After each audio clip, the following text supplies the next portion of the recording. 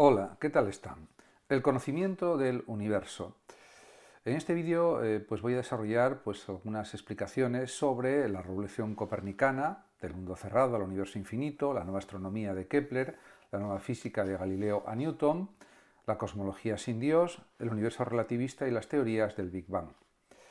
Voy a comenzar por, diríamos que, un planteamiento cosmológico en relación con la revolución copernicana. La cosmología ya se sabe que estudia el cosmos, el universo, y por eso recibe ese nombre.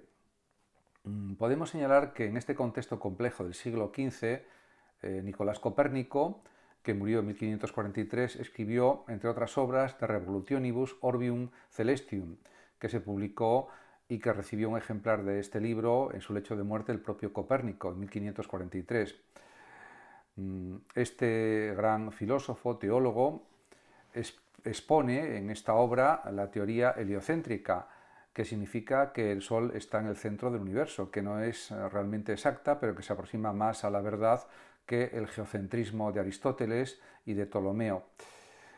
Desde esta perspectiva cosmológica, el Sol es el centro del universo y en torno a él giran todos los planetas, incluida la Tierra. Copérnico además quiere armonizar la cosmología y la astronomía sin salirse del modelo geométrico y de la visión ordenada de Aristóteles, de alguna forma. Por otra parte, Copérnico propone que la Tierra se mueve de tres maneras: en giro sobre su eje diario, de traslación alrededor del Sol, que es un proceso anual, y el movimiento anual de revolución del eje terrestre, que explica las estaciones y la precesión de los equinoccios. Además, desde la perspectiva de Copérnico, la Tierra se convierte en un planeta más y el Sol se considerará en reposo. Podemos decir que este sistema de heliocentrismo influyó mucho en otros filósofos, por ejemplo en Giordano Bruno, también en Galileo Galilei y en otros. Incluso Descartes no publicó su Tratado de la Luz o del Mundo en vida porque tenía miedo a la reacción de la Inquisición, que había actuado en contra de Galileo. En ese sentido, Copérnico fue un pionero en el desarrollo de la cosmología. Hay que destacar también una nueva astronomía, como es la realizada por Johannes Kepler.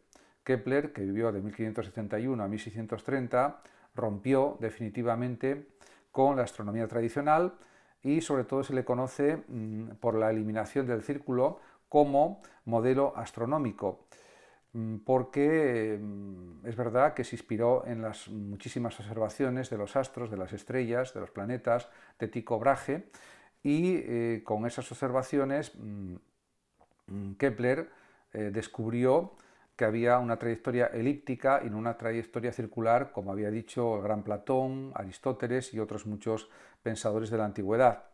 En ese sentido, Kepler planteó sus hallazgos y los desarrolló en tres nuevas leyes astronómicas. La primera dice que las órbitas planetarias son elípticas, no circulares, y el Sol está en uno de los focos común a todas las órbitas. La segunda ley es que la velocidad orbital de cada planeta es tal que una línea imaginaria que une al centro del planeta con el centro del Sol barre áreas iguales en periodos de tiempo también iguales, lo que supone que aumenta la velocidad al acercarse al foco del Sol y disminuye al alejarse de él. Y la tercera ley de Kepler dice que los cuadrados de las distancias de los planetas son proporcionales a los cubos de las distancias medias al Sol. Estas nuevas leyes no solamente rompen con la antigua o la vieja astronomía, también con la vieja física de los movimientos naturales, y requieren una solución física nueva, podríamos decir, que proporcionarán posteriormente o casi simultáneamente Galileo y Newton.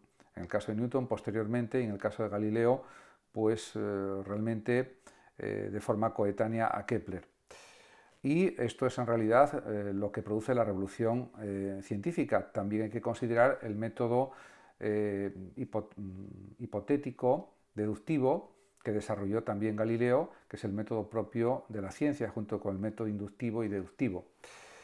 En cuanto a la nueva física, de Galileo a Newton, pues podemos decir que Galileo estudió la inercia, estudió otras cuestiones, era matemático y físico, y además, como se sabe, descubrió la forma de observar la Luna y otros astros a través de telescopios que él mismo se construía en Florencia.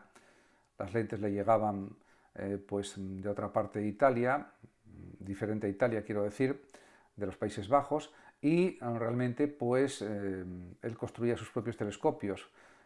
Observó Galileo que la Luna tenía montañas y cráteres y valles, por lo tanto, a pesar de lo que decía el gran Aristóteles, de que la Luna era un cuerpo esférico, divino, perfecto, sin montañas, sin cráteres, él observó que no era cierto.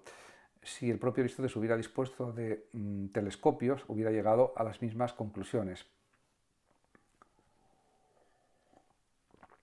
Por otra parte, también observó las lunas de Júpiter y las vio a través del telescopio y fue consciente de su enorme lejanía, lo que también rompía definitivamente con la distinción entre pues el mundo sublunar, que sería la Tierra, y el mundo supralunar. Además, Galileo propuso también una nueva concepción del movimiento y el reposo, que transformó completamente la visión aristotélica del mundo imperante en aquella época. También luego está la figura de Isaac Newton, que nació en 1643 y murió en 1727, un gran matemático y físico, que estableció la síntesis definitiva de la nueva visión del mundo inaugurada por Copérnico y seguida por Tycho Brahe, Kepler, Descartes o Galileo, que era en realidad la búsqueda de los fundamentos físicos del nuevo sistema astronómico heliocéntrico.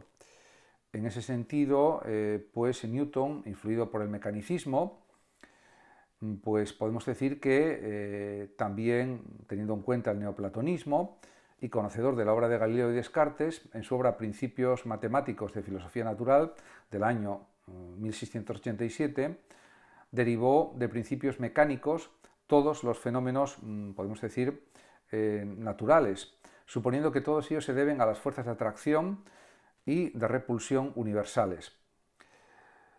Por lo tanto, podemos decir que Galileo establece los tres principios de su sistema, que son el principio de inercia, según el cual todo cuerpo persevera en su estado de reposo o movimiento uniforme, en línea recta, salvo que se vea obligado a cambiar el estado por la acción de alguna fuerza. En segundo lugar está el principio de la fuerza, según el cual el cambio de movimiento es proporcional a las fuerzas motrices impresas. Y en tercer lugar, el principio de acción y reacción, según el cual la acción es siempre contraria e igual a la reacción. También, por supuesto, hay que destacar su ley de la gravitación universal, que supuso un antes y un después en el ámbito de la física, de la matemática y de la ciencia en general. En relación con la cosmología, diríamos que hay un enfrentamiento no deseado entre los científicos del siglo XVII y la Iglesia. El propio Galileo, por supuesto, era un cristiano convencido y él consideraba que sus descubrimientos en el ámbito de la física y la matemática no entraban en contradicción con lo que decía la Biblia y con lo que decía la Iglesia católica. De hecho, el propio Vaticano ha pedido perdón tanto a Giordano Bruno, que murió en la hoguera en el año 1600, en Roma, en el campo de I Fiori, en esa plaza, donde tiene una estatua, Giordano Bruno, y también pidió disculpas o perdón a otras personas enjuiciadas por la Inquisición de forma inapropiada. Pero en aquellos tiempos la Inquisición tenía mucha fuerza y la mentalidad era muy diferente a la actual. En ese sentido, podemos decir que hay otros grandes filósofos, como por ejemplo Leibniz, que debatió sobre cuestiones relacionadas con el cálculo infinitesimal, sobre quién había sido el primero en descubrir ese cálculo, que en realidad fue Newton por unos pocos años, y también hay que decir que la notación del cálculo infinitesimal de Leibniz era mejor, más práctica que la de Newton, aunque Newton era un extraordinario matemático también, quizás el mejor matemático de la historia, porque resolvía problemas profundísimos y complicadísimos en 5 horas que otros matemáticos tardaban días, semanas o meses en resolver. En este sentido, también hubo un debate porque Newton, aunque lo ocultó, era arriano, no era católico ortodoxo, por decirlo de alguna forma. Y discutió con Leibniz sobre cuestiones religiosas. De hecho, el propio Newton escribió más de religión que de física o de matemáticas, Podemos decir que se discute, por ejemplo, en esta discusión entre Newton y Leibniz, si es necesario el papel de Dios una vez realizado el mundo. Si lo ha hecho tan perfecto como puede ser, una vez hecho, Dios es innecesario. Si necesitamos el concurso recurrente de Dios, el universo que ha creado no es perfecto, lo que no es propio de su naturaleza. Por otra parte, Kant también descubrió las nebulosas, las galaxias, en su famosa teoría, que es una teoría cosmogónica, podemos decir, atea del sistema solar. Esto aparece, por ejemplo, también en los principios de Newton, según la cual los planetas son partes desprendidas del Sol, lo que explicaría por qué todo se mueve en el mismo plano y en el mismo sentido de giro. Por otra parte, cuando Napoleón Bonaparte preguntó a Pierre-Simon Laplace, un gran matemático que nació en 1749 y murió en 1827 por Dios, este pudo decir que esta hipótesis pues, no era necesaria en su mecánica celeste. En este sentido, está claro que con la revolución científica se produjo un vuelco radical de la situación. Dios mismo ha de someterse a las leyes naturales que los hombres han establecido. Es lo que también el gran filósofo Gustavo Bueno ha llamado la inversión teológica. La bondad de Dios le hace cautivo de su propia obra y por lo tanto ha de someterse a nuestro conocimiento. Dios, por tanto, ya no sería aquello de lo que se habla, podemos decir, sino aquello desde donde se habla del mundo, de los astros y de la naturaleza. En relación con el universo relativista y las teorías del Big Bang, a través del mejoramiento de los telescopios, cada vez más potentes, cada vez más grandes, se consiguió observar mejor las estrellas, surgió también, surgieron muchos descubrimientos, también pues, el electromagnetismo, la industrialización en el siglo XIX, la primera revolución industrial, la segunda revolución industrial, mejoró muchísimo la ciencia, la física, la matemática, la astronomía y pues eso dio lugar a un mayor conocimiento de lo que es el universo. En ese sentido, por ejemplo, la radioastronomía desarrollada a partir del descubrimiento del radar en la Segunda Guerra Mundial favoreció un aumento considerable en los conocimientos astronómicos. A ello hay que añadir, evidentemente, la importancia que ha ido adquiriendo la exploración espacial inaugurada por la Unión Soviética y por Estados Unidos, sobre todo a partir de finales de los años 50 y principios de los años 60. Por lo tanto, la visión del universo newtoniano, basado en la concepción tridimensional del espacio geométrico euclidiano, fue modificada por los estudios sobre el éter, el electromagnetismo de Clerk Maxwell y de otros. Y también apareció la teoría de la relatividad de Albert Einstein a principios del siglo XX.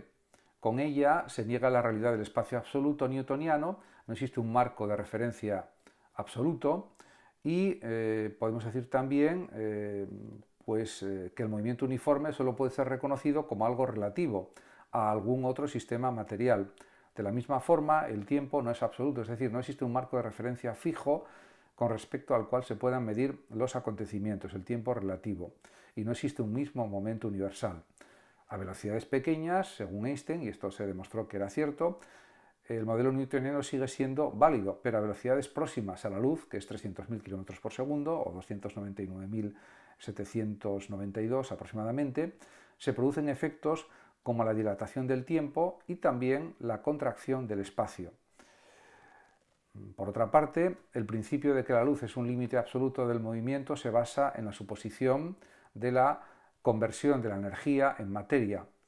A la velocidad de la luz, la masa se vuelve infinita y no hay energía suficiente para hacerla moverse a esa velocidad, lo que ocurre también al contrario y que da lugar a la famosa fórmula de Einstein, según la cual energía igual a masa por velocidad de la luz al cuadrado, m por c al cuadrado. Por otra parte, la teoría de la relatividad contradecía el principio de la transmisión de la acción gravitatoria de manera instantánea, como suponía o pensaba Newton, porque la velocidad de la luz es un límite insuperable.